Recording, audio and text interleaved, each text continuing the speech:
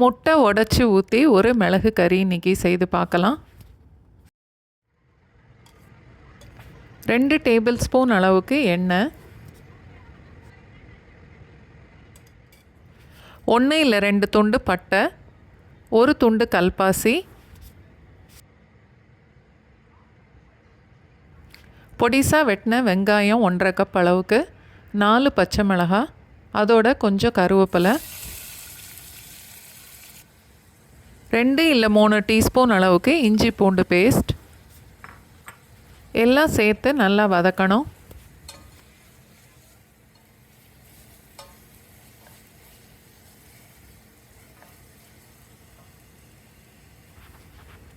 Medium சைஸில் 2 தக்காளி, அதையும் சேர்த்து வதக்கணும்.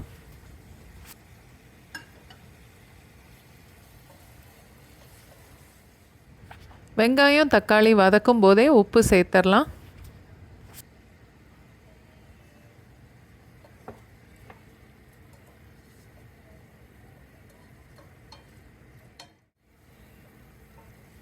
தக்காளி நல்லா வதங்கினதுக்கப்புறம் 2 டேபிள் ஸ்பூன் மல்லித்தூள், 2 டீஸ்பூன் மிளகுத்தூள், 1 டீஸ்பூன் சோம்புத்தூள், 1 டீஸ்பூன் சீரகத்தூள், 1/2 டீஸ்பூன் மஞ்சத்தூள் எல்லாத்தையும் சேர்த்து வதக்கணும்.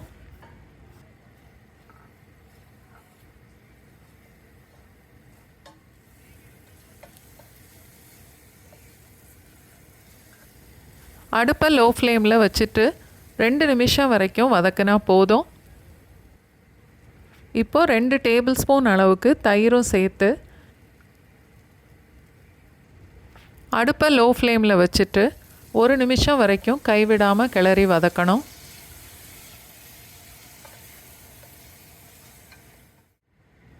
கால் கப் அளவுக்கு பொடிசாக வெட்டின மல்லி இலை,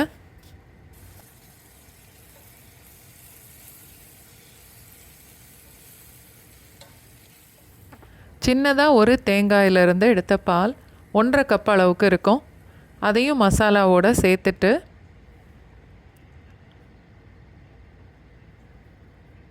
அதோட தேவைன்னா ஒரு 1/2 கப் அளவுக்கு தண்ணியும் சேர்த்து நல்லா கலந்து கொதிக்க விடணும்.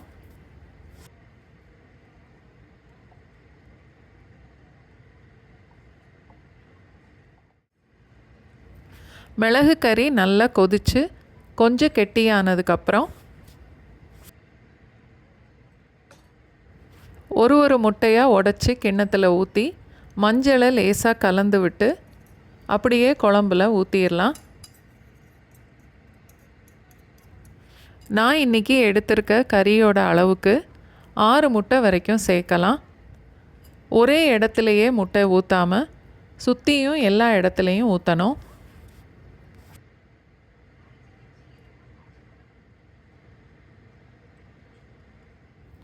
முட்டை ஊற்றுனதுக்கப்புறம் கரண்டியில் கலந்து விடக்கூடாது. மூடி போட்டு அடுப்பை லோ ஃப்ளேம்லேயே வச்சிடணும்.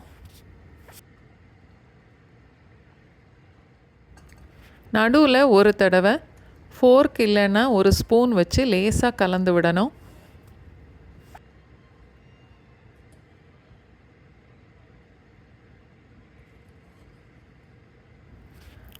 அடுப்பு லோ ஃப்ளேம்லேயே இருக்கட்டும். மறுபடியும் மூடி போட்டுடலாம்.